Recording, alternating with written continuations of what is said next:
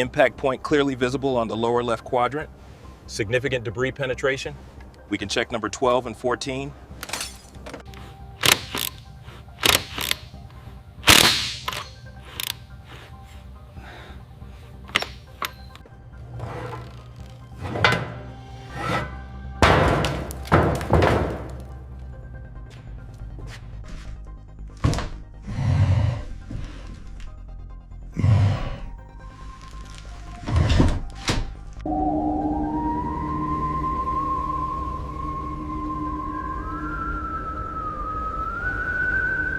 In a quiet corner of a sun-drenched American hangar, a legend lay forgotten. For over 80 years, this Republic P-47 Thunderbolt was a ghost of the sky. When we first found her, she wasn't a jug. The nickname pilots gave this heavy hitter, she was a garden. Thick green moss had claimed the duralumin skin, and rust had fused her bolts into a singular corroded mass. The first sound of restoration isn't a roar, it's a whisper. It's the soft scritch-scratch of a plastic scraper removing decades of organic decay. Fact check. The P-47 was one of the heaviest fighters of World War II, weighing over 10,000 pounds empty. To see it covered in delicate moss is a surreal juxtaposition of nature reclaiming a machine of war. As the moss falls away, the dull, pitted aluminum is revealed. Gasp for air for the first time since 1945.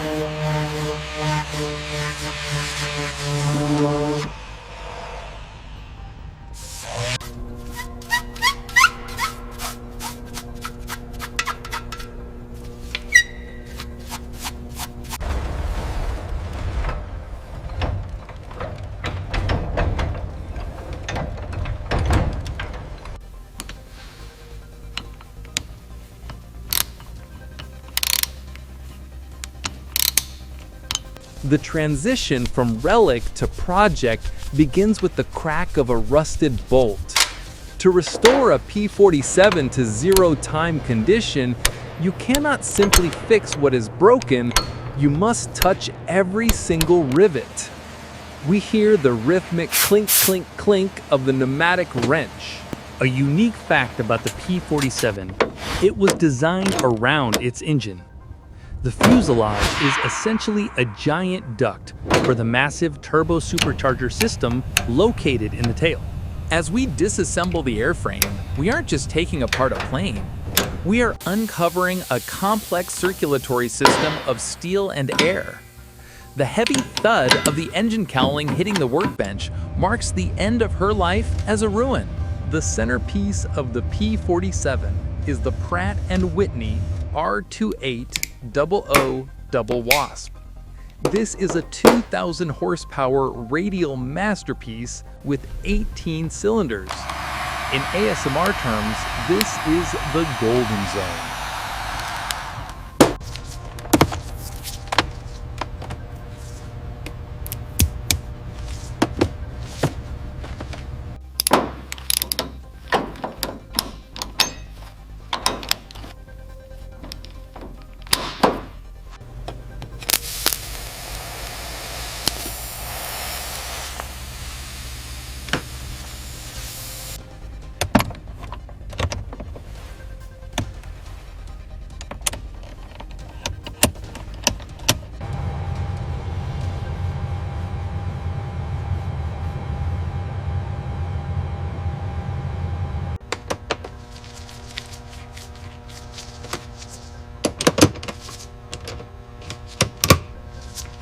Listen to the shick of a brass brush cleaning the cooling fins.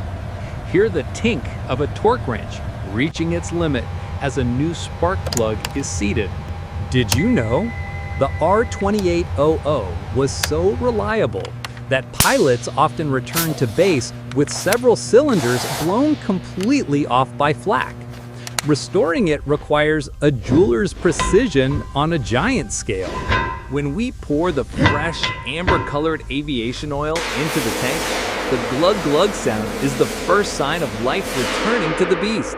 Now, the aesthetic transformation. The P-47 was famous for its natural metal finish. We use dry ice blasting, a high-pressure hiss that vaporizes oxidation without scratching the metal. Then comes the masking, the crinkle of brown paper, and the snap of yellow tape.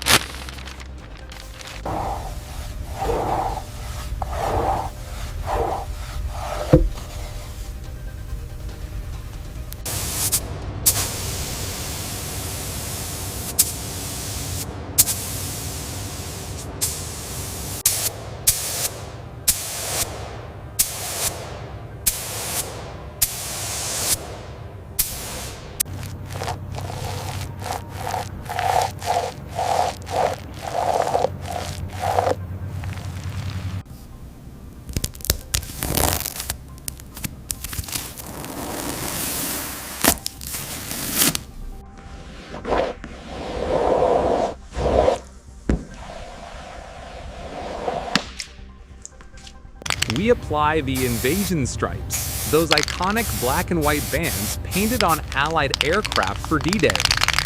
The fact: in 1944, ground crews painted these stripes by hand, in a rush, often with literal floor brushes. Our restoration mimics that history, but with the precision of a master artist.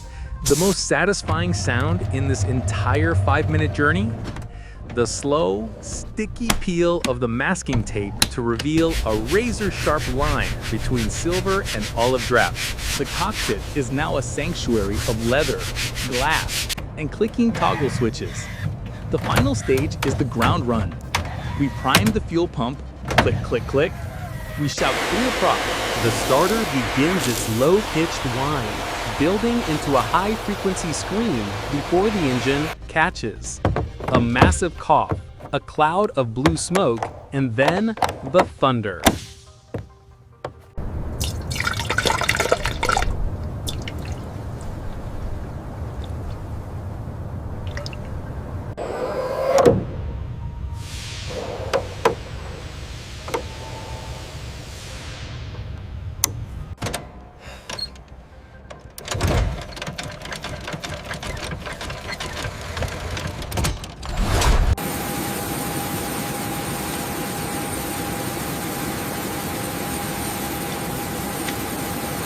Clear prop.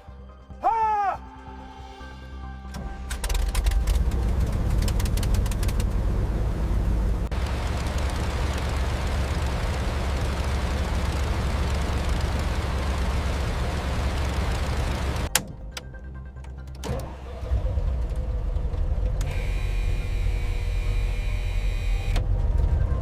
The R2800 doesn't just run, it pulses.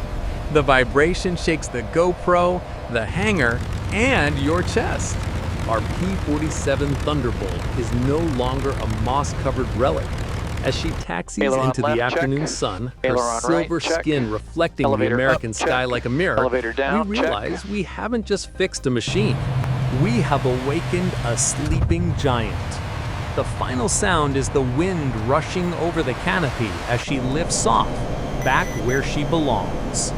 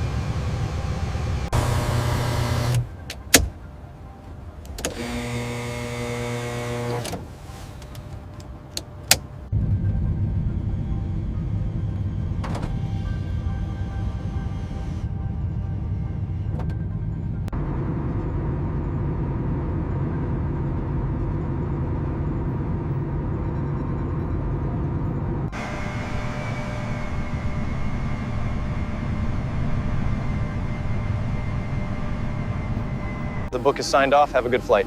Thank you. Quick turn.